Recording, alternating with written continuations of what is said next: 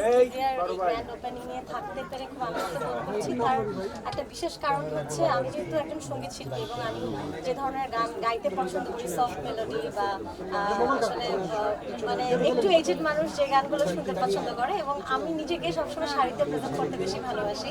তো আজকে আমাদের দেশীয় ঐতিহ্য শাড়ির এত সুন্দর একটা উদ্যোগ নিয়েছে রাফিনের জন্য অনেক অনেক শুভকামনা থাকবে। এবং আজকে এটা সত্যিকারের একটা গ্র্যান্ড ওপেনিং হচ্ছে আপনাদের সবাইকে সাথে করে নিয়ে। এই জন্য আপনারা যারা উপস্থিত হয়েছেন তাদের সবাইকে অনেক অনেক শুভেচ্ছা।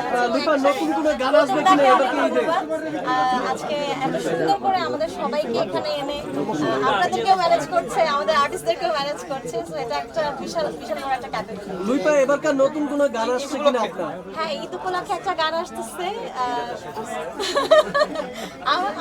আমার গানের মানে আমার মিউজিক ভিডিও সব খোঁজ খবর আসলে ভাইয়া জানে।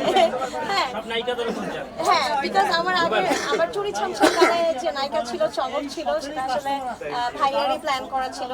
আর নিশ্চয়ই আপনারা ভিডিওতে স্পেশাল থ্যাঙ্কস ক্রেডিট দেয়াই আছে ভাইয়াকে, আপনারা দেখেছেন অলরেডি। সো নেক্সট আমার মনে হয় এটাও ভাইয়া বলেছে। শুভকামনা।